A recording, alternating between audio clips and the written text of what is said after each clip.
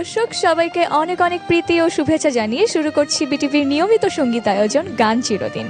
বরাবরের মতো পুরনো দিনের বাংলা গান নিয়ে আবারও হাজির হয়ে গিয়েছি আমি তাহিয়া হোসেন।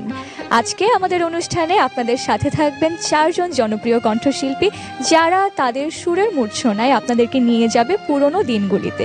সেই সাদা কালো দিনগুলিতে যখন আমাদের টিভি সেট ছিল না, যখন আমরা সাদা কালো গানগুলোর মাধ্যমে খুঁজে পেতাম আমাদের পুরনো দিন, আমাদের ভালোবাসা, হাসি, কান্না ও আনন্দের মুহূর্তগুলো।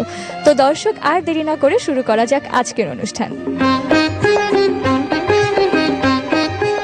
প্রিয় দর্শক, অনুষ্ঠানের শুরুতেই আমাদের মাঝে উপস্থিত রয়েছেন জনপ্রিয় কণ্ঠশিল্পী জান্নাতুর রহমান তিথি। কথা বলবো তার সাথে। কেমন আছেন? অনেক ভালো আছি, তুমি কেমন আছো? আলহামদুলিল্লাহ, খুব ভালো আছি। এত সুন্দর একজন কোকিল কণ্ঠীর সামনে থাকলে আমার ভালো না থাকার কোনো কারণ থাকে না।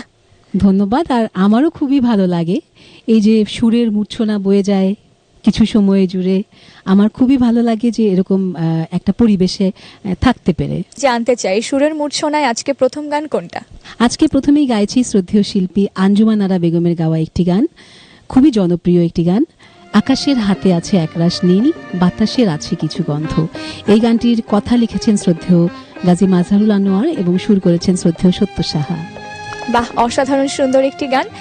প্রিয় দর্শক, এবারে আমরা শুনবো জান্নাতুর রহমান তিথির কণ্ঠে আকাশের হাতে আছে একরাশ নীল, বাতাসের আছে কিছু গন্ধ।